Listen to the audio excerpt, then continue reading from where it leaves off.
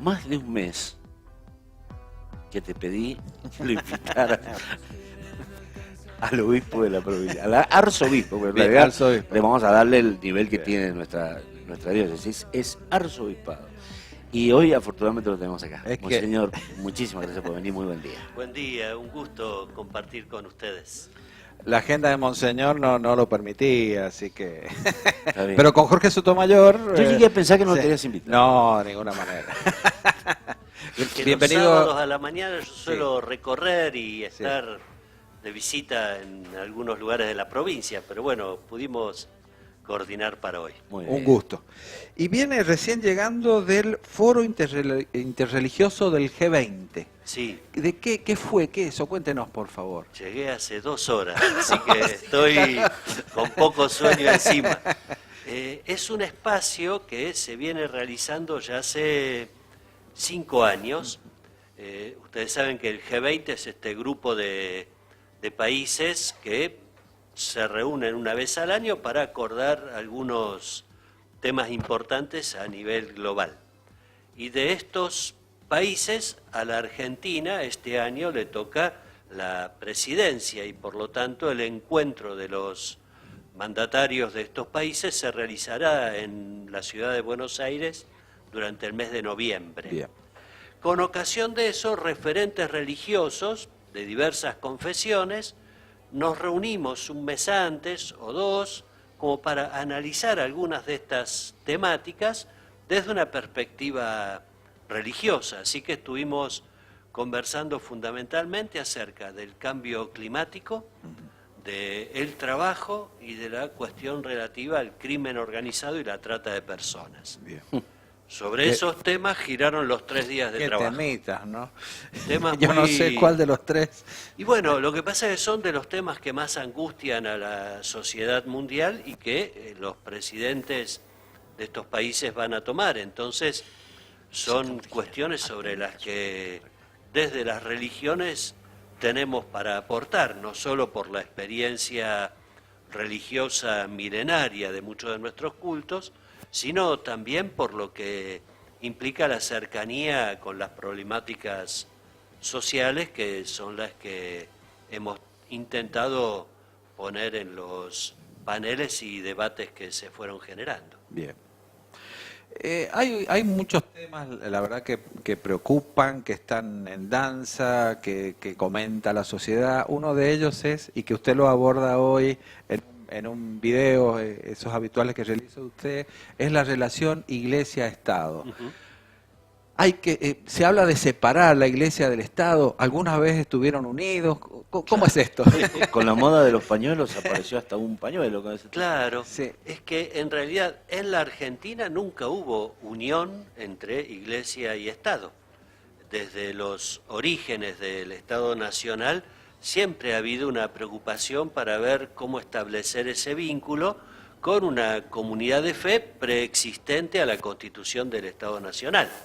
Y cuando, mirando a 1816, los asambleístas, los diputados del país, declaran la independencia del Estado español, es una independencia del Estado español y de cualquier otra dominación, pero ahí queda muy bien claro que no es separarse de la Iglesia, más bien terminan sus deliberaciones y van a rezar juntos el Te Deum.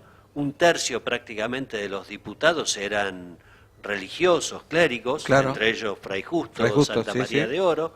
Así que desde el inicio de la República, podríamos decir, no hay ni una convivencia, porque no son los diputados en cuanto religiosos que votan, sino en cuanto representantes del pueblo. Del pueblo, claro. Y todo lo que se va sucediendo después, hasta la Constitución de 1853, es buscarle alguna forma que haga que este vínculo sea un vínculo adecuado a los estados modernos, porque el nuestro nunca ha sido, como sí hay otros países en el mundo, ni un estado confesional, ni tampoco una iglesia oficial, como hay, por ejemplo, en Inglaterra, donde la confesión anglicana reconoce su autoridad superior en la reina, o donde hay otros estados que tienen una confesión son confesionales a modo religioso. En nuestro caso no.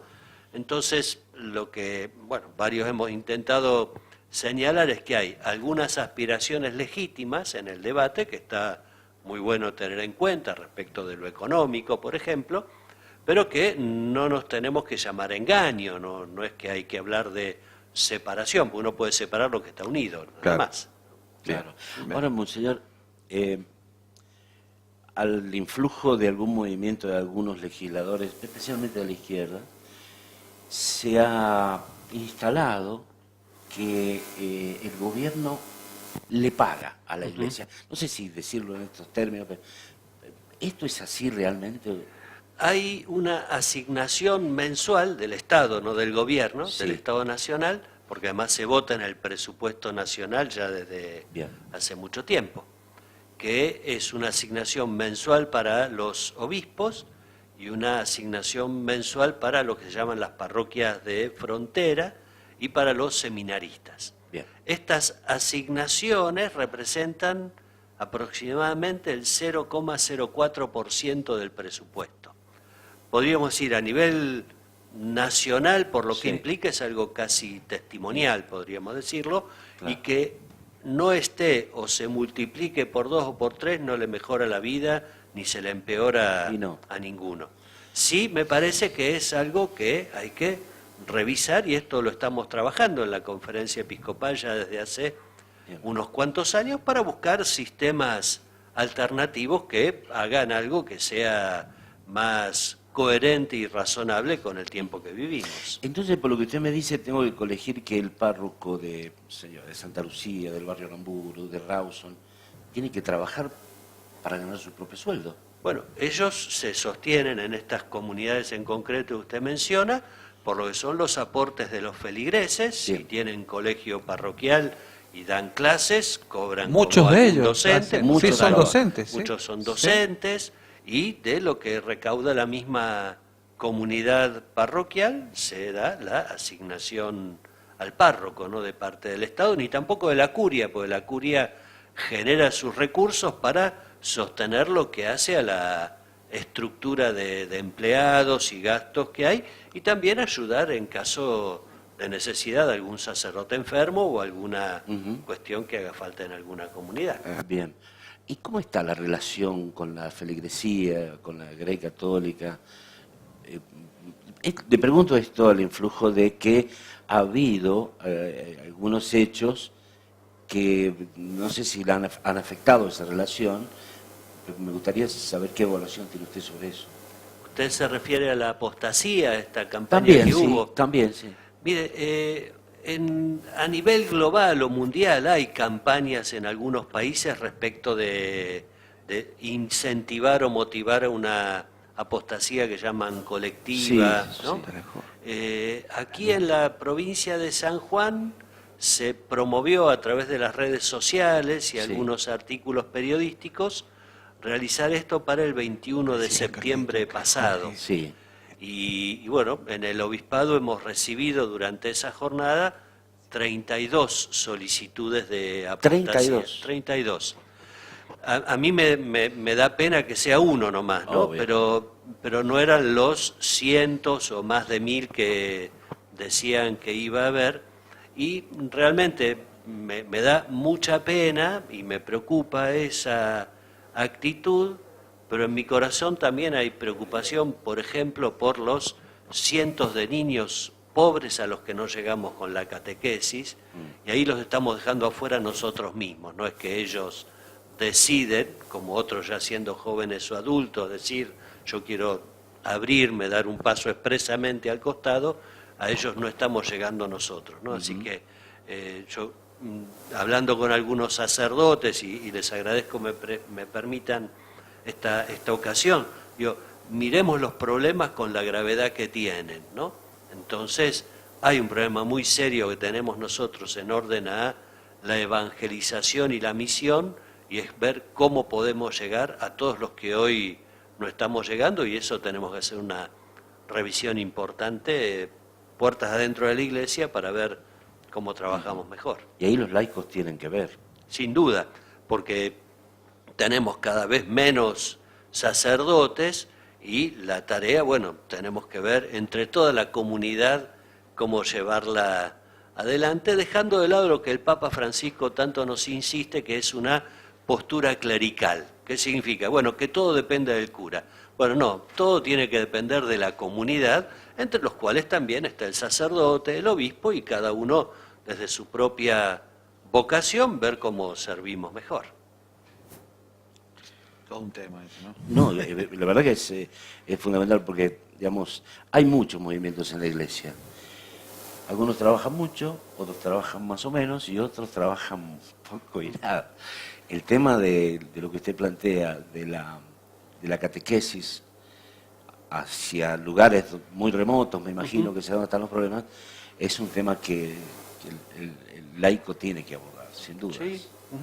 Bueno, y no solo lejanos, porque esto nos sucede, afortunadamente ha habido un buen programa de viviendas que se han multiplicado por muchos lugares, pero esto ha implicado que en un montón de lugares nuevos no tengamos capilla todavía, entonces tenemos que ver cómo mejoramos una presencia concreta en barrios nuevos que hoy por hoy no lo estamos teniendo.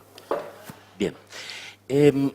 Hay otros temas que han ocupado mucho el debate en la Argentina, el debate político más que nada. Uno de ellos es las iniciativas por el tema del aborto, como digamos una consecución de cosas que se han venido produciendo. Ayer ha habido una nueva manifestación porque es un día internacional sobre ese tema. ¿Cómo está ese tema? ¿Qué está haciendo la Iglesia o cómo lo está viendo a este proceso? Nosotros estamos intentando llegar a todos los que podemos con una palabra de clarificación respecto de cuando hablamos de aborto de qué estamos hablando, claro, ¿no? Y si sabemos que desde el momento de la concepción hay vida, hay un ADN particular, un corazón que empieza a crecer y latir de modo independiente al de la mamá, incluso hasta con grupo sanguíneo diverso, nosotros queremos que hay que salvar y trabajar por las dos vidas, ¿no? Tanto de la mamá como la de el niño o niña que está creciendo. Y en este sentido ver entonces cuáles son las dificultades que pueda haber para poder continuar con el embarazo. Si son situaciones de pobreza, ver cómo entonces acercar una ayuda de suplemento, como por ejemplo en la alimentación o en el cuidado de la salud. Si el problema es que el embarazo se da en una muchacha adolescente, que tiene problemas en su familia, bueno, ver cómo también acompañar esa situación, ¿no? Nosotros no queremos hacer de esto una cuestión ideológica y que sea un debate en abstracto, sino más bien de cercanía con la problemática concreta para ver cómo acompañar y estar cerca de estas situaciones. Bien.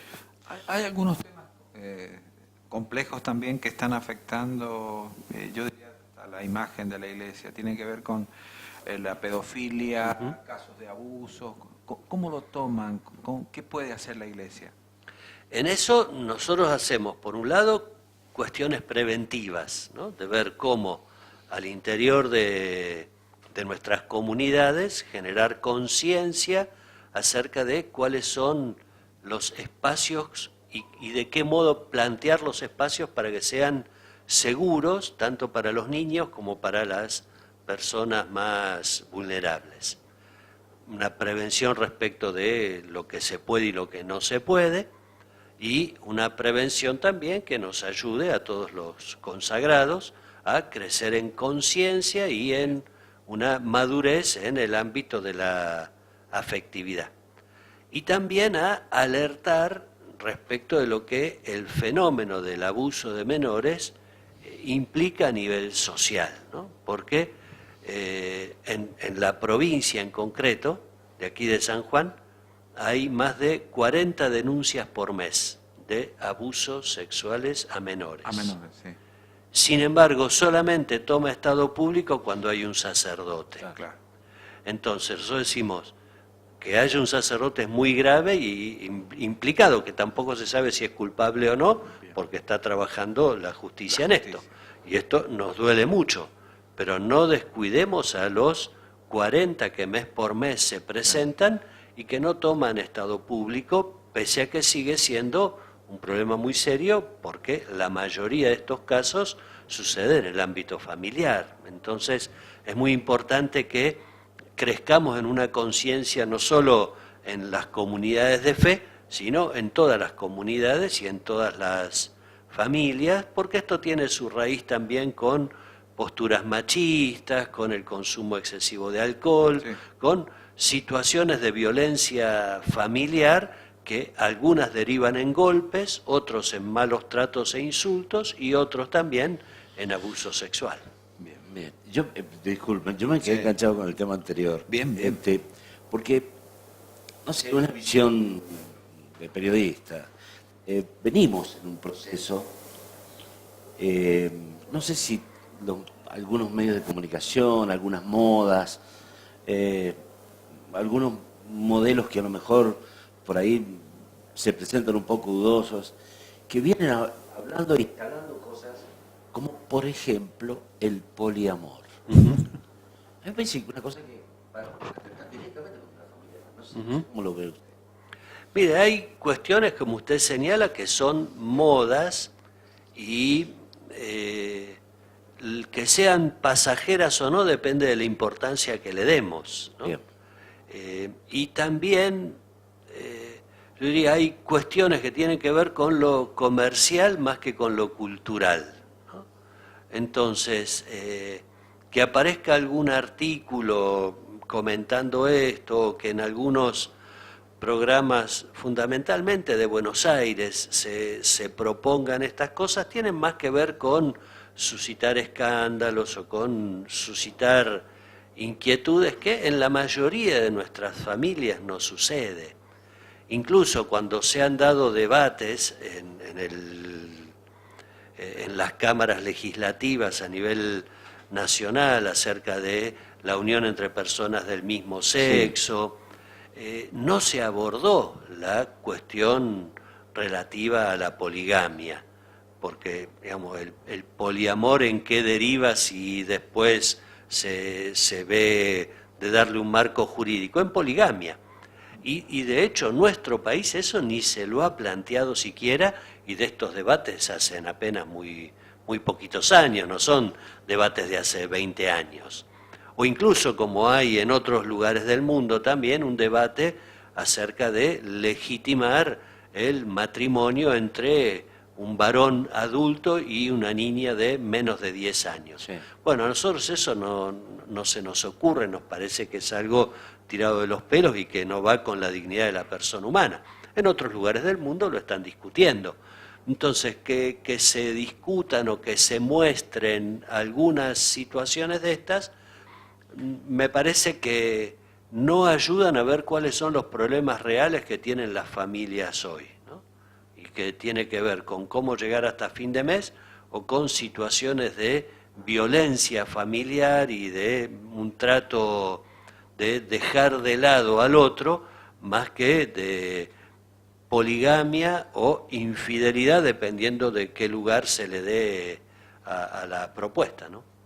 Bueno, usted acaba de tocar un tema crucial, el problema de llegar a fin de mes, el problema que tiene la sociedad. ¿Cómo lo analizan ustedes desde la Iglesia?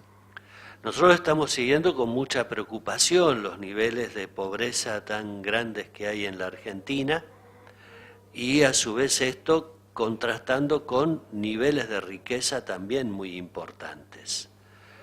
El aumento del dólar en estos últimos 2 o 3 meses ha derivado no solo con una situación inflacionaria, sino con especulación financiera. Hubo mucha gente que compró dólares y se los llevó fuera del país, y que no ha sido una inversión para mejorar o generar fuentes de trabajo, sino simplemente aumentar riqueza a costa del país, porque las reservas que ha tenido que vender el banco han sido reservas de todos los argentinos, y reservas que son para generar puestos de trabajo y para poder hacer frente a las cuestiones que tienen que ver con la seguridad social.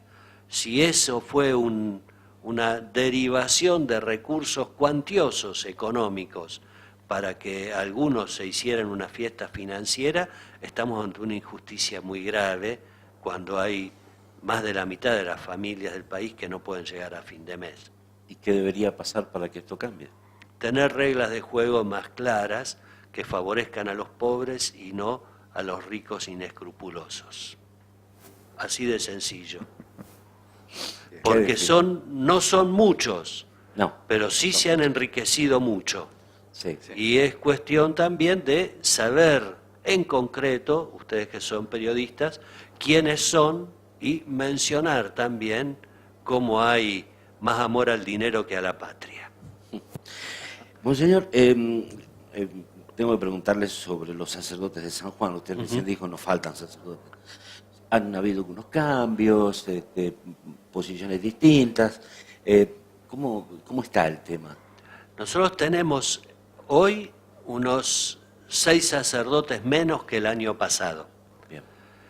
Uno, porque se ha ido a misionar a Cuba. Sí. Y está muy bueno que podamos colaborar. Padre Alejandro, que se fue a estudiar. El padre Alejandro que se fue a estudiar, el padre Raúl Salazar que también se fue a estudiar. Hemos debido designar otro sacerdote más en el seminario. O sea, no es que no lo tenemos de menos, pero no lo tenemos en las parroquias, lo tenemos en la tarea formativa, ¿no? Después otro sacerdote que se nos ha enfermado y está ahí tecleando en la salud, y 2 curas que se murieron. Entonces, todo eso hace que la atención pastoral en las parroquias se vea un poco resentida, y además yo le pido a los sacerdotes y a las parroquias que haya un cura menos. No significa que ahora hay que repartir la misma cantidad de misas entre menos, pues si no vamos a terminar fundiendo a los que están, ¿no? Sino que tenemos que, adecuarnos a esta situación y ver cómo a través de la participación de los laicos y de algunas tareas podamos optimizar la presencia de los curas en cada comunidad. Por ahora se la están arreglando. Sí, y muy bien, ¿no? Digamos, yo no quiero tampoco con esto decir que estamos en una situación de crisis ni nada, al contrario. Nosotros tenemos acá en la provincia aproximadamente un sacerdote cada 10.000 habitantes. Hay diócesis en la Argentina, en el Gran Buenos Aires, que tienen uno cada 30.000 o cada 40.000. Así que quejarnos sería también una injusticia, ¿no? Bien. No puedo dejar de preguntarle por las asambleas me imaginé, de Acción porque Católica. si no después va a tener un lío. Sí, no puedo volver a mi casa si no le pregunto. Y lo bien que hacen. Bien. Es un acontecimiento muy importante para la Iglesia y para la provincia.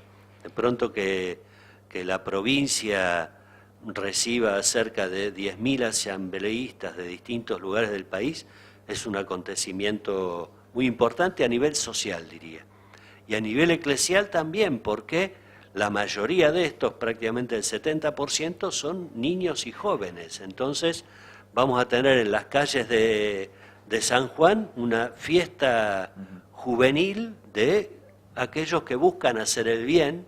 Incluso varios de los grupos de jóvenes, casi todos, van a ir a tareas misioneras en comunidades de acá de la ciudad y alrededores, en una búsqueda de renovar el rostro de la Iglesia, que es realmente muy importante y un acontecimiento muy, muy festivo, alegre. Haciendo lío, como pidió el Papa, ¿no? Totalmente, así es, sí. Y bueno, yo estoy muy contento con que podamos recibirles y ver también que esta presencia de tantos miles de laicos, tanto jóvenes como adultos, niños, nos ayuden a renovarnos también a nivel de la Iglesia en la provincia para darnos un fervor misionero y renovarnos también en la esperanza. Bueno, ¿cuánto hace que es arzobispo? El 17 de junio se cumplió un año. Un año. Ahí fue cuando el Papa el año pasado le aceptó la renuncia a Monseñor Alfonso Delgado, porque se acercaba ya los ¿Qué, 75 qué- años qué de de edad. la vida de Alfonso? Alfonso anda muy bien, estuve hace poquito con él está viviendo en Rosario Ujú. y allá hace lo que a él le gusta, se dedica a confesar, a predicar retiros, le da una mano, una ayuda al obispo de allí de Rosario en celebraciones de confirmación, fiestas patronales, así que bueno, como él decía, que uno deje la función directiva no implica que se retire de la tarea. El sacramento sigue. Sí, claro. así que él, bueno, no tiene la responsabilidad de la conducción de una diócesis, pero sí una tarea bastante intensa que está Pero no desplegando. era eso lo que le quería preguntar. Se surgió. Lo quería preguntar, desde que está, ¿fue a la difunta Correa? Sí, he ido en un par de oportunidades. ¿Y cómo ve eso? Bueno, para mí fue una experiencia muy buena. Estuve el Jueves Santo, Ajá. porque ahí, bueno, durante la Semana Santa algunos sacerdotes cubren celebraciones. Yo quise ir el Jueves Santo para hacer el rito del lavatorio de los pies y celebrar la misa ahí. Y para mí ha sido una experiencia muy linda ahí delante del templo de Nuestra Señora del Carmen. Sí. Ahí hay misa todos los domingos y después se bendicen vehículos. Así que bueno, yo estuve celebrando allí la misa en la explanada y otro día fui en un día común, ordinario, como para conocer y que no hubiera tanta gente y poder, bueno, ¿Y? visitar un poquito, ¿no? Me pareció muy bueno y la mayoría, bueno, diría todos los que van son feligreses de la Iglesia Católica, así que tenemos que brindar algún tipo de atención pastoral y bueno, ahí me resultó muy bueno poder sentarme, estuve como 2 o 3 horas confesando, después celebrando la misa y bendiciendo, fue una experiencia muy linda. Muy bien. Nosotros le agradecemos muchísimo que haya venido. Tenemos una cosa más para pedirle. Ujú. Hay mucha gente que está viendo, mucha gente que está oyendo. Acá hay una empresa montada, hay una radio que transmite en simultáneo con nuestro canal. Está nuestro programa, que usted ya sabe, es un esfuerzo muy grande que hacemos. Una bendición. ¿Cómo no? Bueno, agradecerles de nuevo la invitación y a todos los que nos están permitiendo estar en sus casas en esta mañana, sea a través de la televisión, de la radio, a los que trabajan aquí, que nos acompañe la bendición y protección de Dios Todopoderoso, el Padre, el Hijo y el Espíritu Santo. Amén. Muchas gracias, monseñor. Muchas gracias. Muy Un amable. gusto, que tengan buen día y bendiciones. Muy bien.